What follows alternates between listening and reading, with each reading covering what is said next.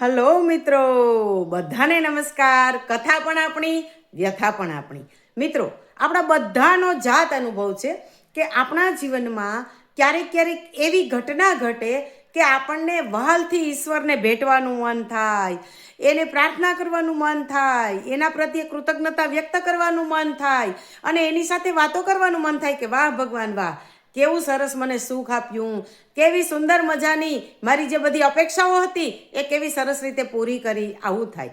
અને ક્યારેક ક્યારેક એવું પણ થાય કે ભગવાન સાથે ઝઘડવાનું મન થાય, ભગવાનને કડવા શબ્દો કહેવાનું મન થાય, અરે ભગવાનની પૂજા કરવાની પણ ઈચ્છા ન થાય કે અરે આ ભગવાન ભગવાન દુનિયામાં કાંઈ છે જ નહીં, કારણ કે આપણા જીવનમાં વિપરીત પરિસ્થિતિ આવી.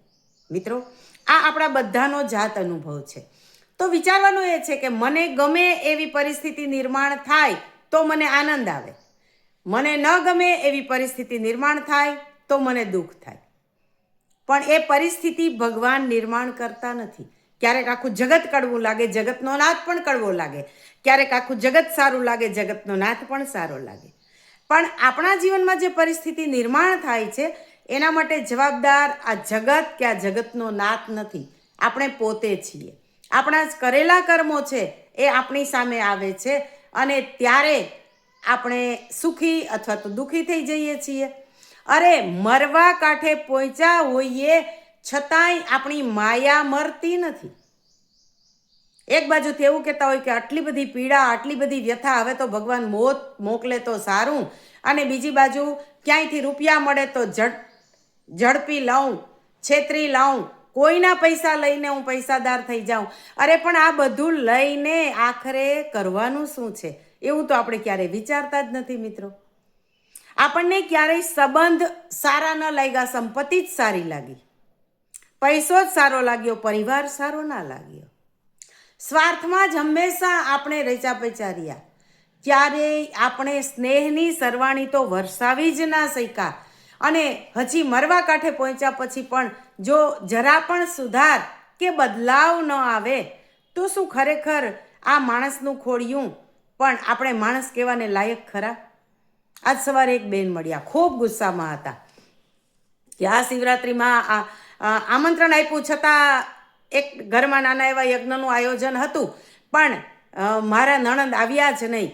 અમારા કેટલાય સારા માઠા પ્રસંગો બગાડી નાખ્યા છે, એને તો હું કોઈ દી માફ નહીં કરું, એને તો મારું આમ કરી નાખ્યું છે, એને તો મારું આવું કરી નાખ્યું છે. કેટલો બધો ગુસ્સો સવારમાં ઠાલવતા હતા. ત્યારે મેં કીધું કે અરે બેન જવા દો ને, એમને માફ કરી દો ને. અરે એ કે હું તો જિંદગીભર એને માફ નહીં કરું.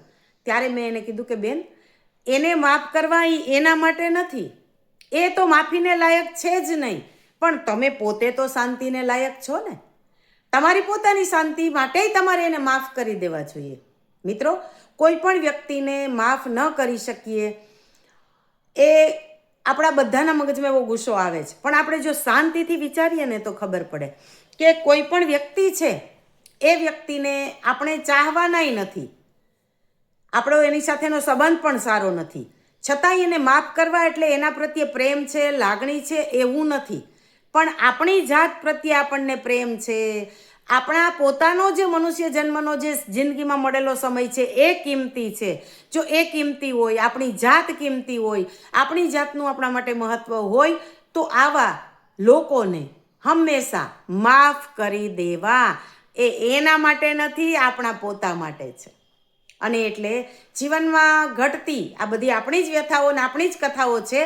એવી ઘણી બધી ઘટનાઓ બને અને ઘણી વખત એવી ઘટના બને કે આપણને બધાને એવું થઈ જાય કે આ વ્યક્તિ તો માફીને લાયક છે જ નહીં, પણ હું તો શાંતિને લાયક છું ને, તો મારે એને માફ કરી દેવા જોઈએ.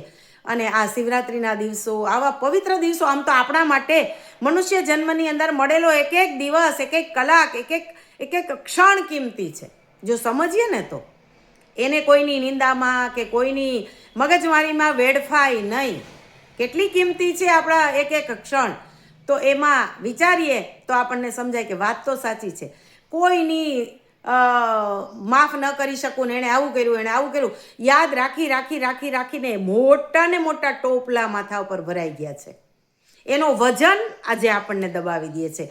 એનો વજન એટલો બધો વધી ગયો છે કે હવે આપણે એ વજન લઈને ચાલી શકતા નથી. આપણે કહીએ ને કે પ્રવાસનોમાં થાક ન હોય, પણ ઓલા જે પોટલા હોય ને એનો થાક લાગે, પ્રવાસનો થાક ન લાગે. એમ આપણે આટલા બધા પોટલા બનાવી દીધા છે, તો ચાલો ને આ પોટલા છોડવાની શરૂઆત કરીએ. જેને જેમ કરવું એમ કરે, આપણે બધાને માફ કરી દઈએ. જ્યાં જ્યાં આપણે આપણી શાંતિ દોડાતી હોય ત્યાં ક્યાંય પણ આપણે આપણી જીદ ઉપર અડ્યા ના રહીએ અને આપણે જતું કરી દઈએ. એમાં ખરેખર જીવવાની મજા આવશે. ચાલો, હું તો ટ્રાય કરું છું, આપણે બધા સાથે મળીને ટ્રાય કરીએ. સૌને નમસ્કાર.